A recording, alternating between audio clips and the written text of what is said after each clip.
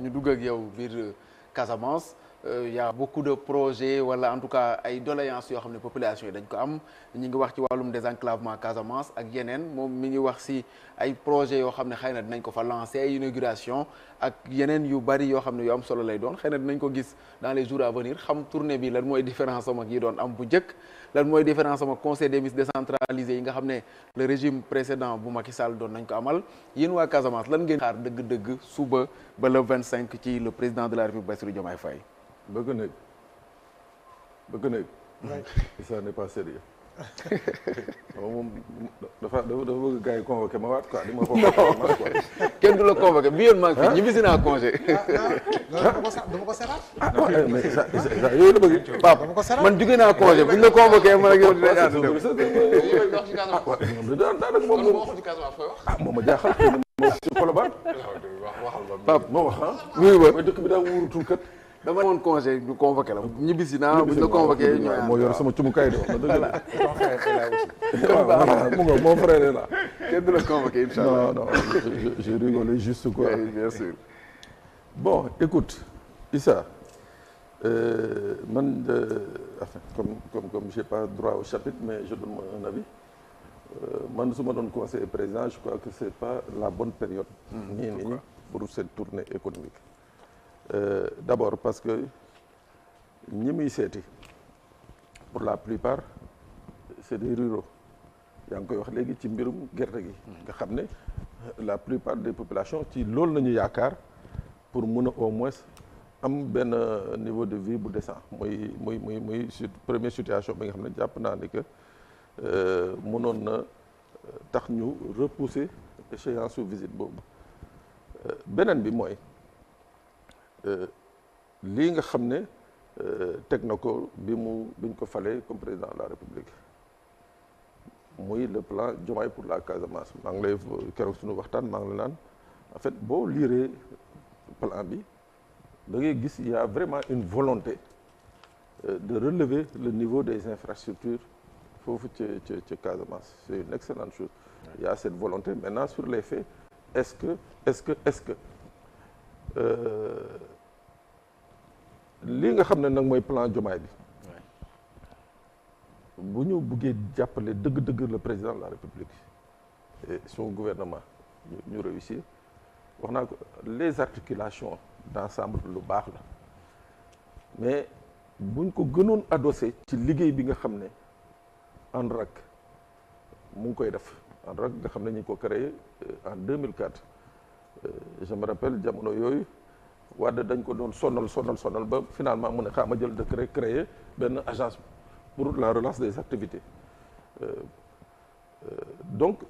ANRAC liggéey bi muy def depuis 2024 c'est vrai que sans pratiquement pas de budget président Bassirou Diomaye Faye moo ñëw 2024 budget bi jëlee ko de 500 millions yóbbu ko à près de 2 milliards donc loolu y a une volonté nette bi nga xam ne moo permettre tey ANRAC ci liggéey bu bëri sur le retour des réfugiés sur la construction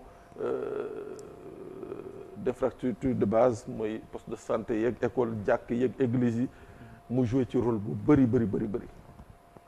mais le plan Diomaye ci boppam moom moo waroon tey jii dëggal li nga xam ne mooy le volet économique mooy permettre justement li nga xam ne mooy le tourisme mooy l'agriculture mooy la transformation mooy la pêche yeneen ak yeneen plan Diomaye moo waroon ñëw tey jii booster ko mais soo xoolee un peu moi je vais régulièrement boo xoolee un peu ce qui est en train de se faire dafa mel ni plan Diomaye bi day copier un peu sur ce que l'ANRAC fait c'est quasiment pas la même chose tey par exemple président fi muy wàcc mooy aéroport Cap Skirring su naree ñëw ba Ziguinchor d'ailleurs bu eggee Ziguinchor xam naa dana toog ñaari fan lu mën a jóg yoon bi c'est une bonne chose mu xam yoon bi waaw moom laa wax mais c'est-à-dire tey yooyu yëpp waroon nañu ci 1 an yi nga xam ne lancé na plan bi yooyu aspect yooyu yëpp ñu jëloon ko en compte ba commencé di ko exécuter tout à fait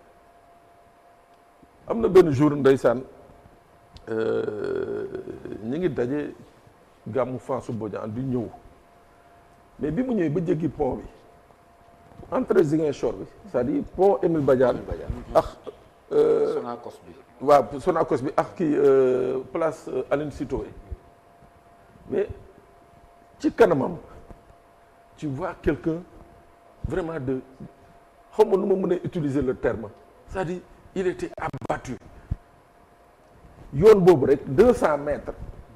mu nga ni jéggi siraat donc loolu tey il va y aller les gens vont se débrouiller très rapidement sotti fa béton beeg yooyu. laal benn couche goudron pour mu mun fa jàll c'est foo moo tax ma ne cette tournée là mënoon na xaar peut-être mënoon nañ ko annoncer nii tey permettre aux gens parce que Sénégal tamit loolu la madame. ñu xaw a gaaw tout à fait waaw tout à fait. c'est-à-dire Sénégal noonu la ñuy naxee njir yëpp buñ ne tey président ngi ñëw la nga xam ne waroon nañ ko defal sérieusement dañ koy tafe juste boo ñëwee murs yi peinture yi rafet. doo gis du rouge daal. doo gis dara lu baax rek ngay gis te la ngay gis noonu c'est juste l'espace d'un temps bi nga xam ne moom nga fay séjourner tey les populations yi Issa le tourisme qui fait vivre pratiquement Pape Moussa le disait tout à l'heure Abéné Cap Skirring qui fait vivre pratiquement toute une partie de la Casamance de la basse Casamance et comme moyenne Casamance parce que avec les projets de tourisme intégré et tout les tourismes villageois donc yooyu yëpp tey ji waroon na nekk ay aspects yi nga xam ne président waroon na ci justement impulsé lu bëri ci mais pour mu mën a am mooy tali yi il faut mu baax soo jëlee yoonu Kafountine bi qui est le poumon économique de la Casamance le poumon économique c'est le meilleur delta poissonneux c'est le deuxième meilleur site touristique tey côté boobu yëpp pour nga àgg fa problème la c'est tout un problème tey loolu nekk na la nga xam ne président waroon na ci mën a egg bu eggee tey ji am la nga xam ne madame la ministre ou bien gouverneur wala maire bi dana ko waaye président ci diggante 2024 tax léegi lii nañ fi jot a réussir xaw ma ndax comprendre nga fu may waxee aspect fu mu sukkandiku daal waaw fu muy sukkandiku waaw un bilan boo xam ne dinañ ko mën a téye tegal ko nii mais effectivement di ko madame waxee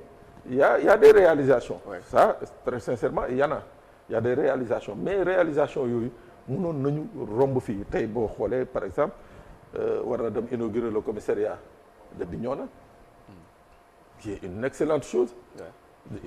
dana ko inaugurer dana inaugurer également certainement l'escadron spécial d'intervention de Bignona dana inaugurer mais économiquement mooy volet économique bi daanaka duñ ko sentir ci visite bi foofu laay waxee duñ ko sentir ci visite bi parce que tey waroon na egg ñu ne ko bon voilà ci département bi lii ak lii ba nga fi toogee ba léegi lii nañ fi am lii nañ fi jot a produire lii nañ fi jot a installer lii nañ fi jot a kii ba nga xam ne ça va être à son avantage économiquement par mais ñii bu demee c'est juste prendre contact avec les populations et dana jàppale surtout par rapport au processus de paix par rapport au retour des réfugiés dana doon la nga xam ne dana nekk un impact positif par rapport à ce qui est en train de se faire sous sa responsabilité donc man su ma amoon li may wax mooy